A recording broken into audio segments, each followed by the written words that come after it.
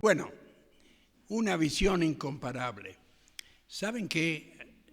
A mí me preocupa muchas veces que quizás un poco por la influencia de la Iglesia Católica Apostólica Romana y el hecho que estamos rodeados de ídolos y todo lo demás, llegamos a tener una impresión muy reducida de nuestro Señor.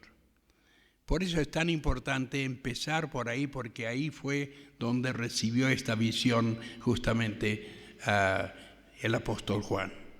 Y entonces comenzamos una visión de cómo es el Señor en la actualidad.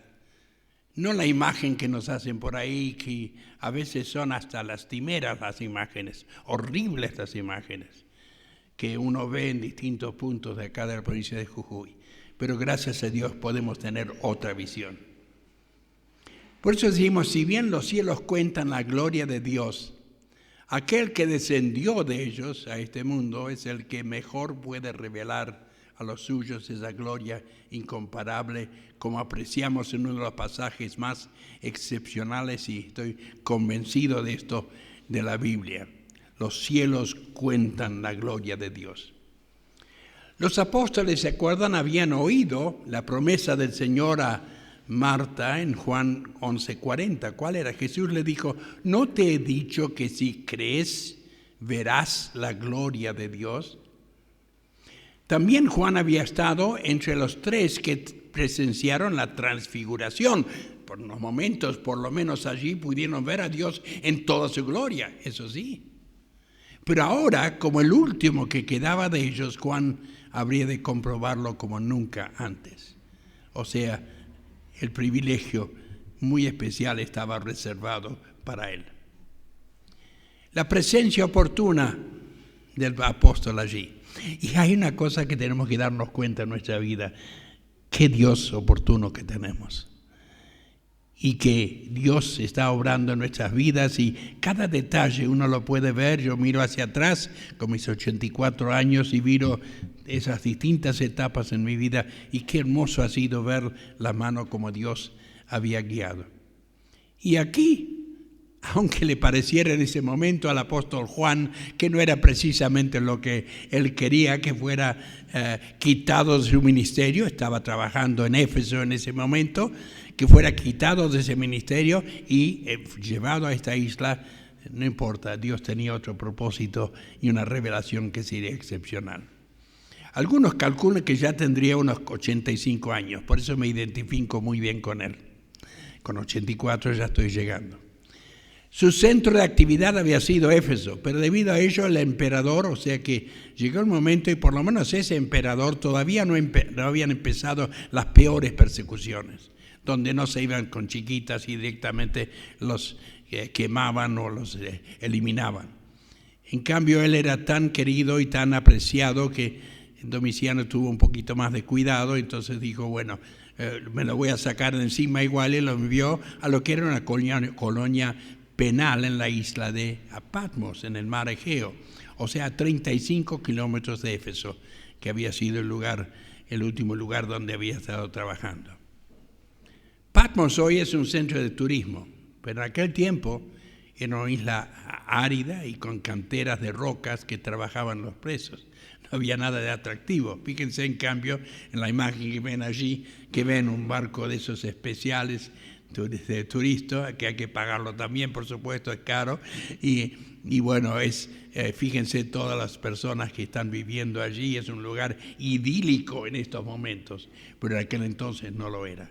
Una isla árida, colonia penal. Pero también estaba allí la presencia del Señor, al igual que estuvo con ¿quiénes? Con los jóvenes en el horno de fuego, allí que vemos en Daniel 3, versículos 19 a 25. Y se presentó también ante Esteban en el día de su martirio. Jesús se presentó ante Juan con palabras de esperanza y ánimo en medio de sus dificultades.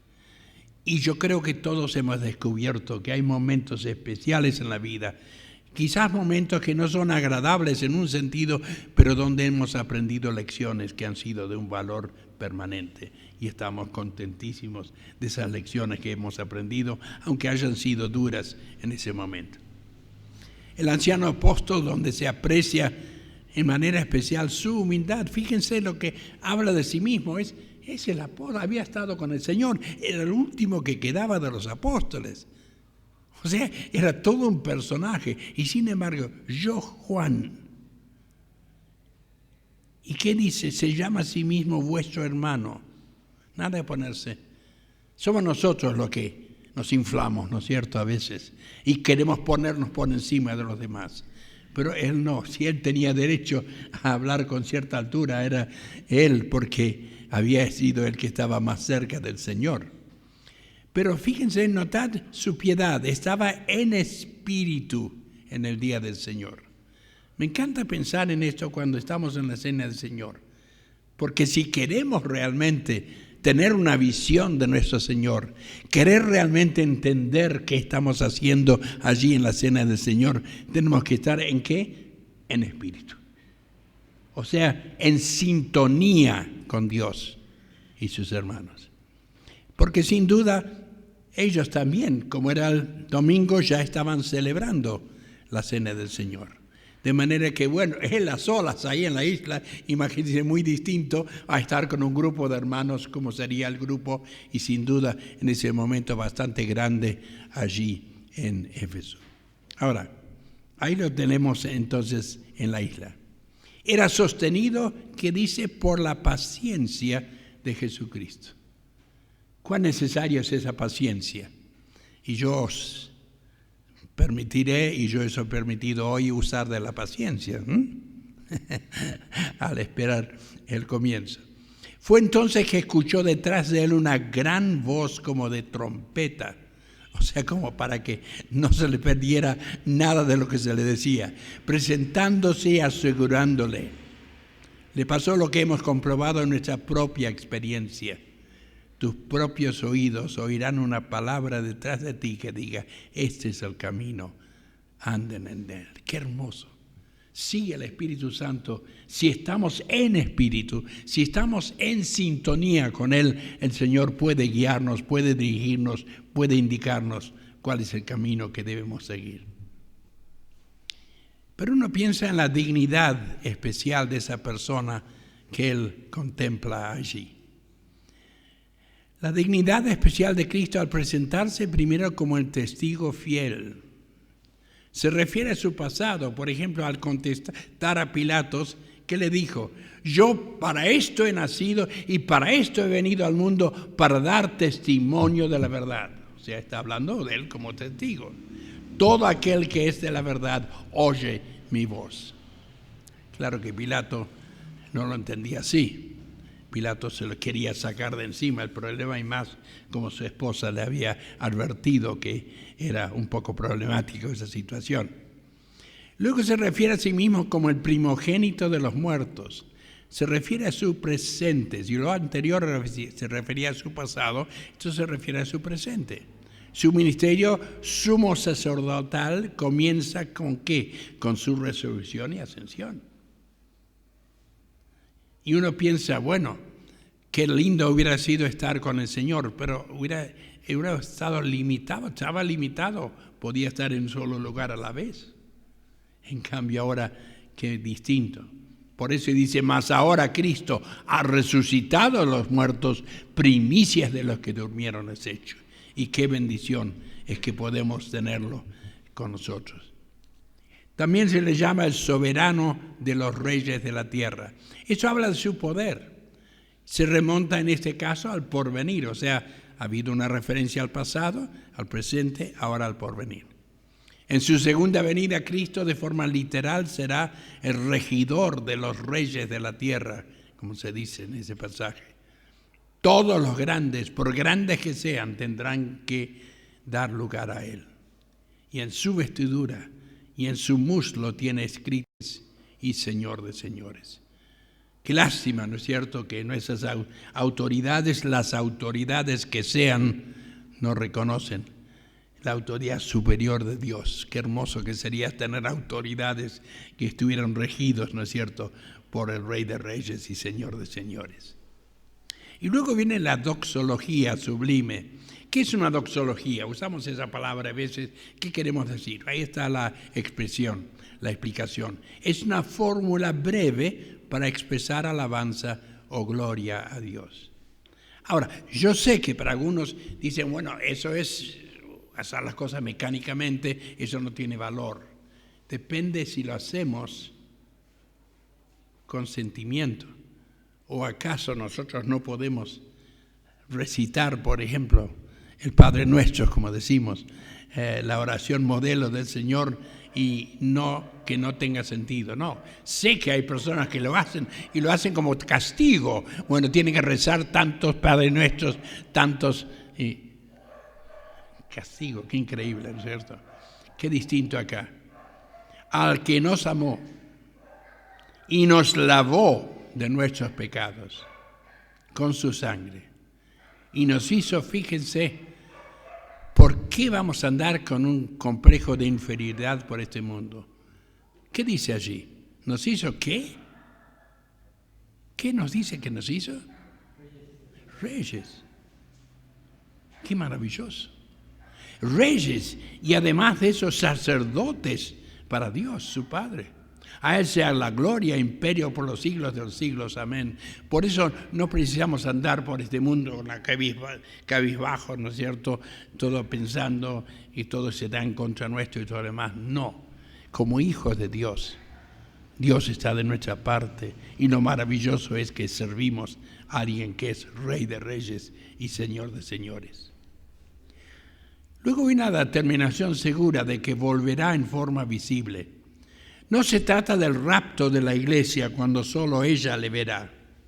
No estamos hablando del rapto y hay que hacer una diferencia y a veces no lo hacemos, nos confundimos un poco y hablamos de la segunda venida y realmente cuando estamos hablando de cuando viene por la iglesia es el rapto. La segunda venida vamos a venir con Él. O sea, ya... Pero aquí está lo que nos dice la palabra. No se trata del rapto de la iglesia cuando solo ella le verá, sino del mundo entero al terminar la gran tribulación. Por eso decimos, cuando vino la primera vez, solo unos pocos lo vieron. Cuando venga por segunda vez, según lo dice la palabra de Dios, todo ojo le verá. Eso hubiera sido imposible en otras épocas. Pero hoy en día no. Hoy en día podemos poner la televisión y ver lo que está pasando del otro lado del mundo. Y está pasando en ese momento. Es increíble, ¿no es cierto? Si el hombre ha podido lograr esto, cuanto más, imagínense, esto será el notición de ese momento cuando el Señor venga. Y aquí que vienen las nubes y todo ojo le verá, y los que le traspasaron, y todos los linajes de la tierra harán lamentación por él. Sí, amén. Ahora, su declaración superlativa. Sabemos lo que quiere decir superlativo, es algo más que algo bueno o algo especial. Superlativo, cuando hablamos de algo superlativo es algo excepcional, fuera de serie diríamos nosotros quizás. Aquí el Señor habla por primera vez y se presenta a sí mismo. ¿Como qué? Como alfa y omega, la primera y última letra del alfabeto griego. ¿Por qué es importante esto? Porque encontramos todo lo que necesitamos en Él. O sea, si Él es desde la A hasta Z para nosotros, quiere decir que es todo lo que está entre medio, quiere decir que es todo lo que necesitamos. Ahora, o sea, porque es que omnisciente, su omnipresencia se aprecia a ser el principio y el fin, y su omnipotencia al ser el todopoderoso. O sea, ahí están vistos las tres expresiones, que es interesante, ¿no es cierto? Que en un versículo solo está hablando de estas tres virtudes especiales del Señor: su omnisciencia, su omnipotencia y su omnipresencia, y luego su omnipotencia. Y la descripción precisa que tenemos constituye la visión más completa que tenemos del Señor. En serio, la más completa que encontramos en la Biblia. Ningún artista ha podido pintar un retrato así. Luego de haber oído su voz, ahora ve con sus ojos lo que nunca antes se había podido ver. Ni él, que había tenido ese privilegio tan especial de haber acompañado al Señor 3 años de su vida, que había estado presente en el monte de la transfiguración y le había visto parcialmente, por lo menos parte de la gloria de él. Pero ahora notad, comienza apreciando su posición. ¿Cuál es la posición? Y se destaca allí. En medio de los candeleros, hablando del testimonio de las iglesias. ¿Qué son candeleros? Y cada candelero, como vemos acá, es una iglesia individual. Y lo vamos a estar viendo en un momento. Es el lugar que tenemos que darle en cada iglesia local también. O sea, tiene que ser el centro de todo lo que hacemos. Él tiene que ser el mandamás, por así decirlo. Él tiene que ser aquel que tiene la batuta, como decimos también, en todo. Notad que llama a estas iglesias a las que ha de dirigir su mensaje particular candeleros. Ahora, es muy importante cada palabra, y fíjense que cuando la palabra de Dios habla, no hay desperdicio alguno. Son candeleros, es decir, que llevan la luz. Fíjense lo que decimos a continuación, esto es importantísimo. Ellas mismas no son la luz, pero son las que llevan o transmiten la luz, que como es natural es la verdad, tal cual la hallamos en Jesús, que Dios quiere que la raza humana conozca también. O sea, cada iglesia, pero qué interesante es ver como un candelero, como una lámpara. No tiene luz propia, es la luz de la presencia de Dios allí. Y qué interesante es ver su función expresada por su vestimenta de majestad y autoridad absoluta, y lo veremos más. Los detalles significativos, habla primero de su cabeza. Lo que describe Juan va más allá de una impresión física. Se trata de atributos, como vemos en Daniel 7, 9 y 13, que también esos pasajes en Daniel también nos hablan y nos pueden dar una visión, pero es parcial comparado con esto. Venía uno como un hijo de hombre que vino hasta el anciano de días. Eso lo decía Daniel. Expresa la deslumbrante pureza de la eterna sabiduría. O sea, el brillo absoluto que tiene que haber hecho que Juan quisiera taparse los ojos, la luz que emanaba de la persona del Señor. Luego, toda actividad eclesiástica entonces está bajo su control. Él es el que debe nombrar, sostener, empoderar. O sea, pensar que nosotros tenemos nuestra parte en la iglesia, pero es el Señor el que está al frente. Él es no solamente la cabeza de la iglesia, es el dueño de la cabeza. Él es la cabeza quien toma las decisiones. Fíjense lo que dice Efesios 1, 22 y 23. Y sometió todas las cosas bajo sus pies y lo dio, ¿por qué? Por cabeza sobre todas las cosas a la iglesia, a la cual es su cuerpo, la plenitud de aquel que todo lo llena en todo. Y esto es algo que nunca debemos olvidar. Él es la cabeza. Yo no soy la cabeza. Aunque tenga el título, y yo no tengo el título de anciano. Sí, tengo el título de anciano, pero anciano en edad. Porque yo tengo un concepto muy particular de que llega un momento cuando hay que pasar el testigo a la próxima generación. Esto es lo que hemos hecho. Pero entonces en Cristo como la cabeza de la iglesia. Seguimos.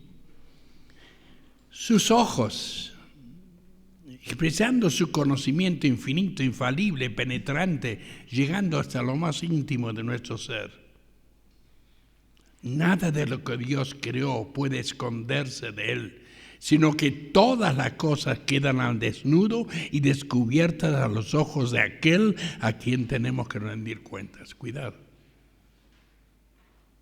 Sus ojos nos miran. Sin duda con ternura, pero cuidado, son ojos que nada se escapa a los ojos del Señor. Son ojos que nos traspasan en un sentido, pero qué hermoso es pensar que allí está, ¿no es cierto? Él está preocupándose por nosotros y sus ojos nos siguen en lo que estamos haciendo también. Luego habla de sus pies, pisando en juicio todo mal. Además habla de esa estabilidad absoluta de su reino. ¿Qué nos dice Hebreos 12 y 13? Los versículos 12 y 13. Cristo, habiendo ofrecido una vez para siempre un solo sacrificio por los pecados, se ha sentado a la diestra de Dios, esperando de allí en adelante hasta que sus enemigos sean puestos como ¿qué? Como estrado a sus pies. O sea, Él va a tener la última palabra. Puede parecernos a nosotros al mirar a nuestro alrededor que es el hombre el que tiene la última palabra. De ninguna manera.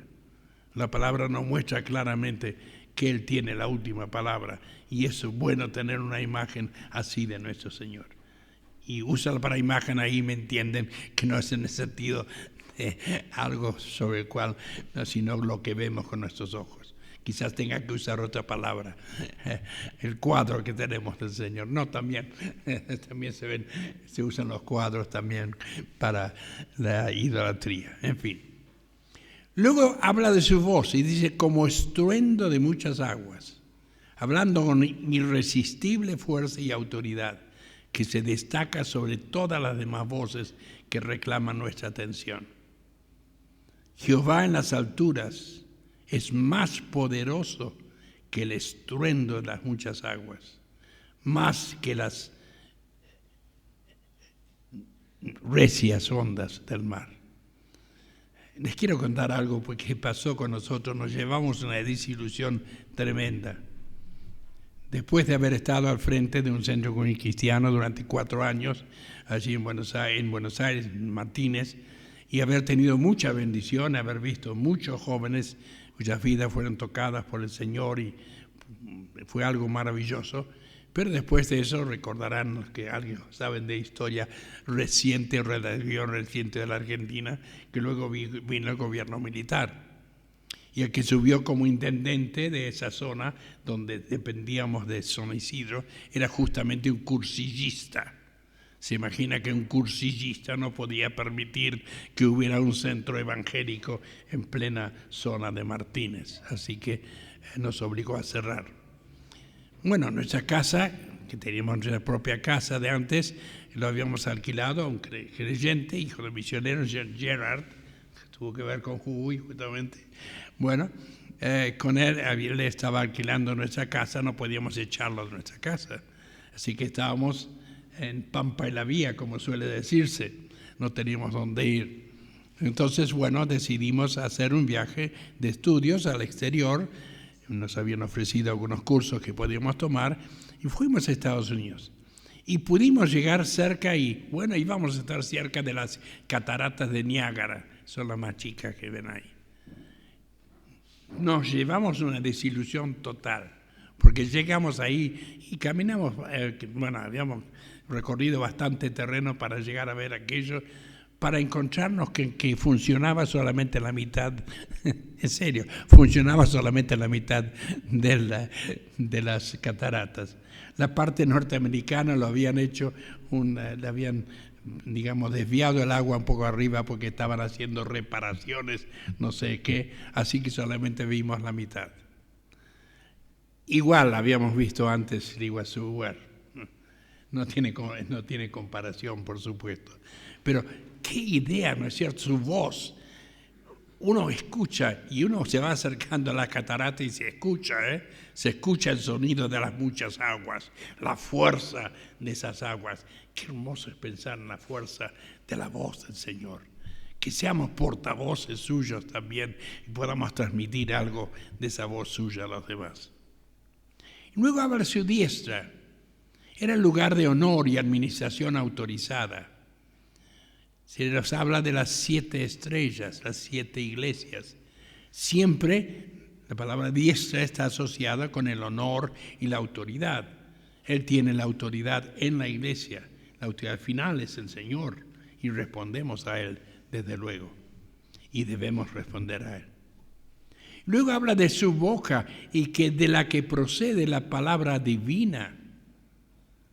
Fíjense lo que dice Hebreos 4:12 sobre eso, porque la palabra de Dios es viva y eficaz y más cortante que toda espada de dos filos, y penetra hasta partir el alma y el espíritu, las coyunturas y los tuétanos, y discierne los pensamientos y las intenciones del corazón.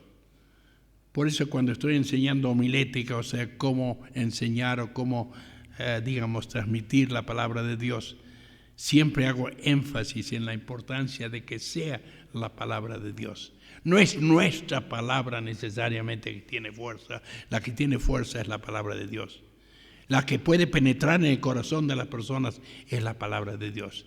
Sí, yo puedo revestirlo de tal manera que se entienda mejor, pero siempre será que en el centro de nuestro mensaje siempre tiene que estar ¿qué? La palabra de Dios. Esa es la espada del Espíritu. Y por eso, por favor, ningún mensaje, yo he escuchado mensajes que son prácticamente un entretenimiento.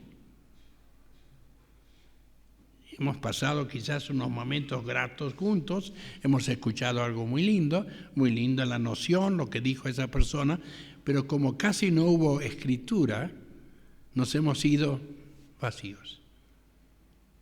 Porque es la palabra que procede de su boca la que tiene valor.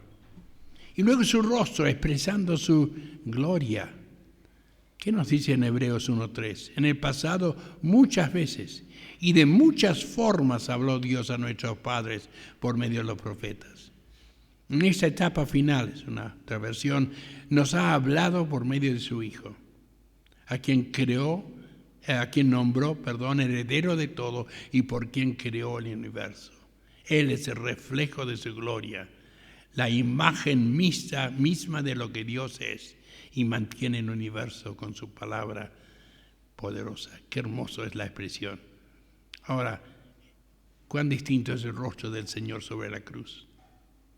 El sol irradia a este mundo vida y alegría. Sin duda, le habrá recordado en ese momento a Juan el monte de la transfiguración, donde había estado con el Señor, donde había visto al Señor junto con los otros dos. Qué impresionante, ¿no es cierto?, la persona trascendental. Por eso, qué importante es que tengamos una visión del Cristo glorificado. Por favor, no caigamos en el error del catolicismo de exaltar de tal manera los sufrimientos del Señor. Por supuesto, fueron necesarios y gracias a ellos hemos sido salvos. Pero que no sea la imagen que nosotros tenemos del Señor de un Salvador que pende de una cruz. De un Salvador y en algunos casos, y nosotros habiendo vivido 21 años en Sevilla, donde teníamos que pasar todas las Semanas Santas con todas las procesiones, algunas de esas imágenes eran grotescas, perdónenme la expresión, eran grotescas. No es la visión que debemos tener del Señor. La visión nuestra del Señor, ¿cuál es? Sí miramos hacia atrás, lo vemos en la cruz, pero lo vemos ahora glorificado. Y es aquel Cristo glorificado el que nosotros anunciamos. Entonces se imaginan, como era lógico en una situación así, Juan reacciona de qué manera. Caí como muerto. Una visión del Cristo exaltado solo puede producir respeto y temor. Así le pasó a Daniel también, como había sucedido con Abraham y Ezequiel, entre otros. ¿Cuántas veces en la palabra de Dios se nos habla de que aquellos que tuvieron su encuentro con el Señor y ahí tuvieran que reconocer que no eran nada delante del Señor, que lo era todo? Como hijo de galeses, país de Gales, de donde procedía mi padre, que estuvo acá en la Argentina, por eso nací en este país, por culpa de él, iba a decir, no por culpa de él, no, porque el Señor lo había traído, por supuesto, y nací en Tucumán por ese motivo, en la casa pastoral detrás de la iglesia allí. Pero una cosa, mi padre había sido el resultado indirecto del famoso avivamiento de Gales a principios del siglo XIX. ¿Y saben qué? Era una persona relativamente joven, Evan Roberts. Oró por años. Y esta era su petición: Señor, doblégame. Porque se daba cuenta que había cierto orgullo en él de su capacidad, porque era muy capaz. Pero el Señor le doblegó. Y cuando Dios contestó, vino el avivamiento de Gales. ¿Saben que hubo pueblos que tuvieron que cerrar los pubs, o sea, los bares? ¿Por qué? Porque no tenían clientela. Se habían convertido todos en el pueblo, una buena parte, y entonces tuvieron que cerrar, en serio. Y ustedes pueden ver todavía, si ustedes van a Gales, capillas por todos lados. Lamentablemente esas capillas están casi vacías, o tienen un pastor que va visitando las distintas iglesias porque no pueden tener un pastor a tiempo completo. Estoy hablando de otras iglesias, ¿no? Pero este hombre, Señor, doblégame. Cuando Dios contestó, vino el avivamiento de Gales. Y yo creo que en nosotros también tenemos que pensar, si queremos que Dios haga grandes cosas en y a través nuestro, tiene que doblegarnos. Tenemos que reconocer que no somos nada fuera de Él y aparte de Él. Y eso es importante. Su restauración, puso su diestra sobre mí, o sea que extendió su mano para levantarle, como lo hace con todos cuando nos postramos ante Él. Luego le dijo, no temas, lo que es un gran aliento para cualquier hijo de Dios. Vemos otros ejemplos. El de Daniel. Entonces me dijo Daniel, no temas, porque desde el primer día que dispusiste tu corazón, fíjense, interesante la importancia de prepararnos, dispusiste tu corazón a entender y a humillarte en la presencia de tu Dios, fueron oídas tus palabras y a causa de tus palabras yo he venido. Vaya. O sea, si a veces no tenemos una visión más adecuada del Señor, quizás sea por eso no nos hemos humillado delante de Él. Y su revelación adicional al presentarse el Señor a Juan, habló de sí mismo como el primero y el último en todo. Bueno, ya hemos visto que era el alfa y omega, pero también por las dudas que no hubiera llegado el mensaje, también habla de Él como el primero y el último. Y así se habla de Él. Y Él es antes que todas las cosas. Y todas las cosas en Él subsisten. Por eso qué importante es recordar el lugar que le debemos dar. Todo se origina en Él y desemboca en Él. Es el primero en cada esfera y alcanza hasta el extremo. El que vivo y estuvo muerto, o sea, el origen y fuente de la vida, a través de su muerte, nosotros ahora vivimos. Qué hermoso. Y que vivo por los siglos de los siglos, y porque Él vive, nosotros también podemos vivir. Qué maravilla es todo esto. Por eso, yendo a otros pasajes, en Hebreos 2, 14 y 15, en otra versión, dice, por tanto, ya que ellos son de carne y hueso, Él también compartió esa naturaleza humana para anular mediante la muerte al que tenía el dominio de la muerte, es decir, al diablo, y librar a todos los que por temor a la muerte estaban sometidos a esclavitud durante toda la vida. Si uno entendiera bien estos pasajes, no se daría cuenta cuán esencial es que salgamos con ese mensaje a los que están a nuestro alrededor en su necesidad. Aún un poquito y el mundo no me verá más. Empero vosotros me veréis, porque yo vivo y vosotros también viviréis. Qué maravilla poder ver al Señor. Y tengo las llaves del Hades. El Señor está declarando aquí su autoridad indiscutible por la victoria final y contundente por su muerte y resurrección. Decía un gran siervo de Dios de nuestras asambleas, William Kelly, Él es dueño absoluto de lo que pueda amenazar al creyente, sea el cuerpo o el alma. El poder de Satanás ha sido anulado. No nos olvidemos de esto. Y el que vivo y estuve muerto, mas he aquí que vivo por los siglos de los siglos y tengo las llaves de la muerte y el Hades. Y su deber señalado, la comisión para escribir, proveyó el apóstol la autoridad para registrar las visiones que había visto, las que son, o sea, las condiciones de las 7 iglesias que ha nombrado, que veremos justamente en los capítulos 2 y 3, y las que han de ser después de estas, que se detalla a partir del capítulo 4. Pero esto es lo más importante, las cosas que has visto, las que son, las que han de ser. Los destinatarios, habla de misterio. Misterio es algo escondido del conocimiento hasta que es revelado en la Biblia. Qué hermoso. Nosotros podemos conocer el misterio de la piedad. Ángeles eran mensajeros que ejecutan la autoridad delegada para representar a otros. Los candeleros, en cambio, son luminares o portadores de luz. Como decíamos, no producen ni generan luz, sino que los transportan. Y uno ve esto en la Escritura. Y entonces ahí vemos la distribución. Por eso todos están en la misma región general de lo que sería hoy Turquía. Y los vamos a estar viendo con detalle de cada lugar, porque es importante ver los detalles, porque en cada caso el Señor se presenta de la manera debida allí. El pasaje que mencionamos de Filipenses, para que seáis irreprensibles y sencillos, hijos de Dios sin mancha, en medio de una generación maligna y perversa, en medio de la cual resplandecéis como luminares en el mundo. ¡Qué presión! Lo que es nuestra misión, ¿cómo debiera eso satisfacernos? Hagan todo sin quejarse, otra versión, y sin discutir, para que nadie pueda criticarlos.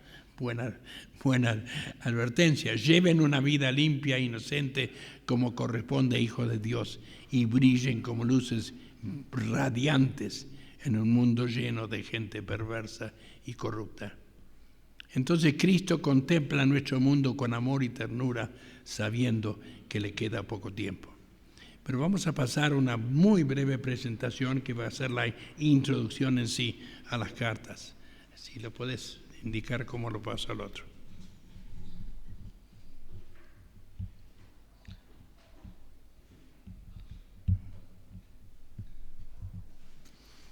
Es muy breve esto, pero es necesario para que tengamos ya y abrir un poco el apetito para ver lo que hay en cada una de las cartas.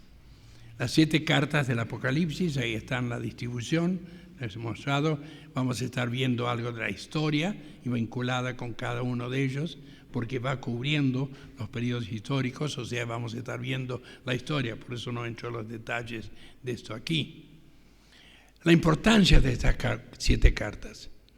Ahora, uno a veces, yo ya casi no recibo cartas acá, es muy distinto el sistema acá al exterior, siempre recibía casi todos los días cartas.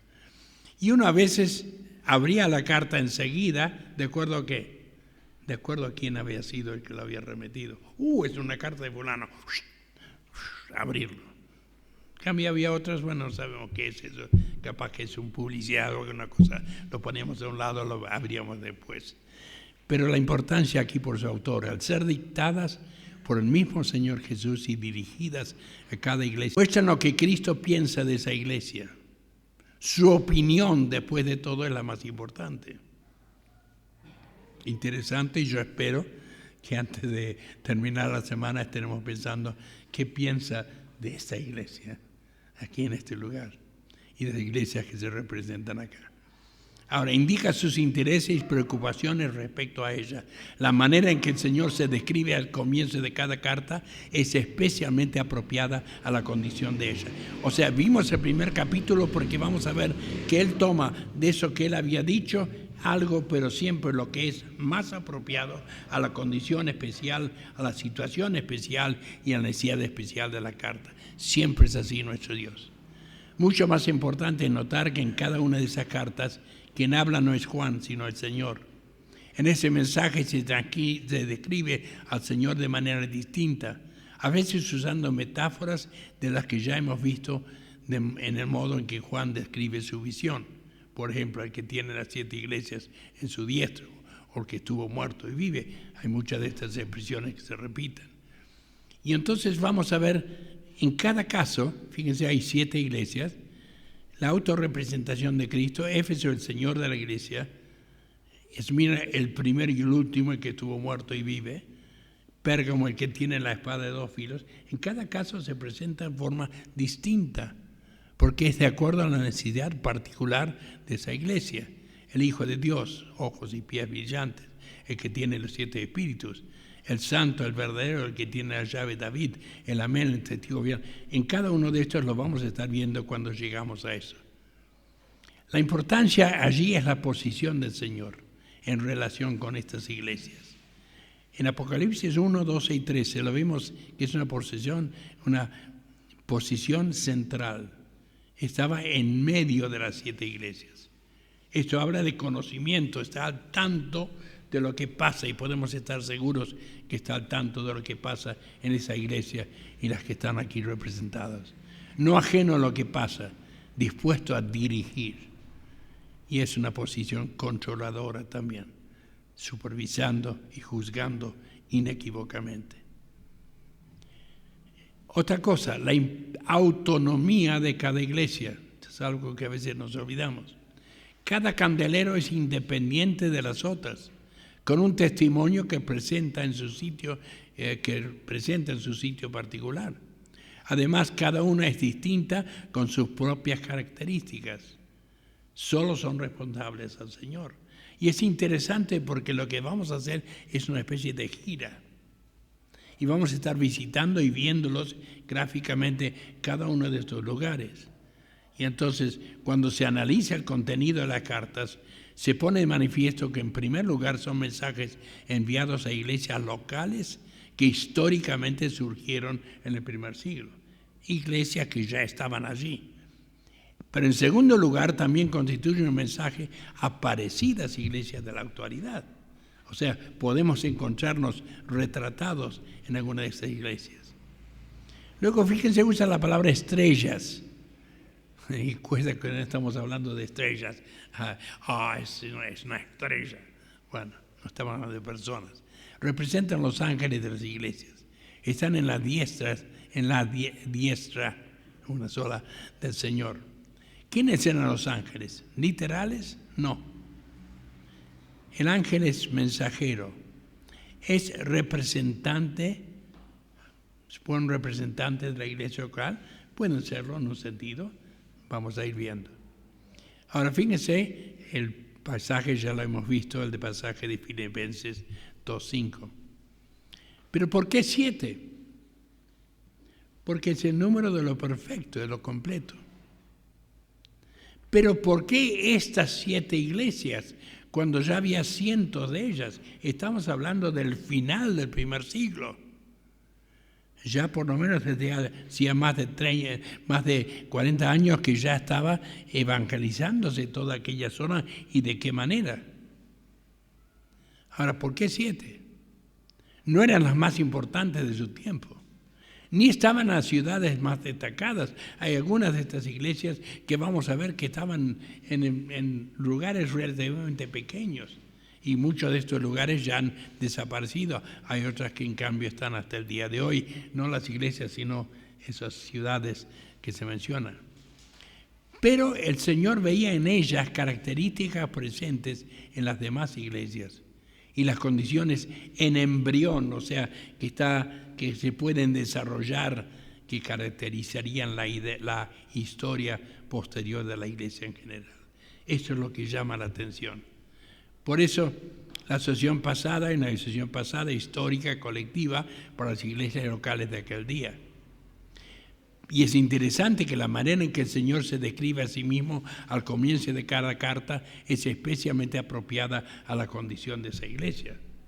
Yo no sé cómo el Señor se dirigiría a esta iglesia, pues estoy seguro que le haría de una forma especial que tiene que ver con la realidad de esta iglesia. Porque así es acá. En cada carta es especialmente apropiada la condición de esa iglesia. Al mismo tiempo, cada iglesia representa un periodo histórico y diferente de la iglesia y tiene que ver con su condición espiritual. O sea que, aunque no vamos a dedicar tanto tiempo a eso, la parte histórica, pero sí vamos a poder ver a un pantallazo, como hace el Señor, un pantallazo de cómo sería la historia de la iglesia. Pero tiene que haber también en la interpretación de cada una de esas cartas una aplicación personal, individual. ¿De qué vale que veamos esto si no lo aplicamos en forma personal?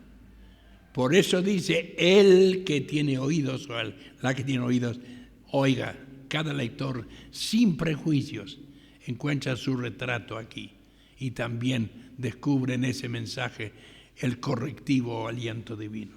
O sea que en un sentido van a ver como este pintor ahí atrás está un retrato que él ha pintado, será como un termómetro espiritual para ver temperatura.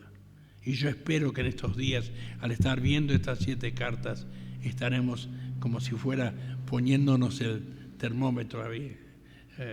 ¿Dónde los pones habitualmente? ¿Ahí o acá? En la axila, por las dudas. Yo lo he visto poner también en la boca. Pero, bueno, en la axila, muy bien. Será como un termómetro espiritual entonces para ver la temperatura. Y habrá una anticipación profética, escatológica. Presenta un panorama de las 7 distintas etapas históricas y cronológicas de la Iglesia. Más que meras coincidencias, no son coincidencias, son demasiados los detalles que nos van demostrando esto en casa. Pero tampoco se puede ser dogmático respecto a esta fecha. Esto empezó este año y vamos a pelearnos por el año exacto. No, en general vamos a estarlo viendo en cada caso. Según la interpretación de este estudio, las 7 iglesias representan distintas etapas de la historia del cristianismo, comenzando desde Pentecostés, fecha de origen de la iglesia, y terminando con el rapto o el arrebatamiento. Ahora también un aleccionamiento perpetuo, práctico, es un cuadro compuesto. En todas las épocas de la historia ha habido iglesias locales caracterizadas por las debilidades y las virtudes de estas 7.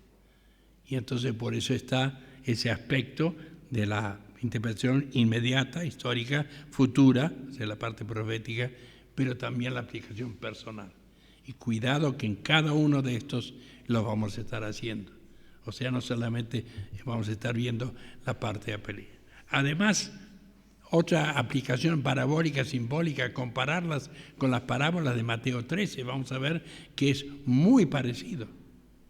Y que cada una de esas, en el orden que están en Mateo 13, en el orden que están, es el orden que vamos viendo en las iglesias también.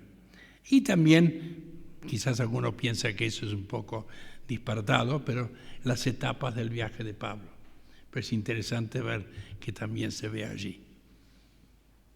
¿Cómo lo vamos a ver? Cada carta tiene un formato casi idéntico y un orden de presentación similar que presenta una simetría consistente. O sea, el Señor es un Dios de orden y así lo presenta. Para facilitar su recuerdo emplearemos la aliteración, o sea, la aliteración es que cada de uno de los puntos que comienza con la misma letra. Y entonces estaremos viendo esas 7 iglesias de la Apocalipsis. Y después, ¿cuál es el resultado? Bueno, veremos si estamos aprobados después. Descubrirá algunos constantes en el mensaje de cada periodo. El nombre elegido tiene generalmente una significación muy llamativa, lo vamos a estar viendo. Hay un yo conozco que identifica el periodo. Hay una amonestación que invita a la acción y hay una promesa para el vencedor. O sea, en cada uno de estos vamos a estar recibiendo alguna bendición especial. Yo lo he estado haciendo al estarlo viendo. Lo he visto muchas veces, pero he hecho esto especialmente para acá y para una serie que podemos estar haciendo en la zona de San Martín, en Buenos Aires. Bueno, espero que a pesar del empezar medio mal, hayamos podido apreciar lo que vamos a estar viendo de manera particular. Y lo que yo espero es que nos dé una visión nueva de nuestro Señor, una visión nueva de lo que es la iglesia y la importancia de la iglesia, y una visión nueva de cuál es mi responsabilidad personal en aquella iglesia donde Dios me ha puesto. Oremos.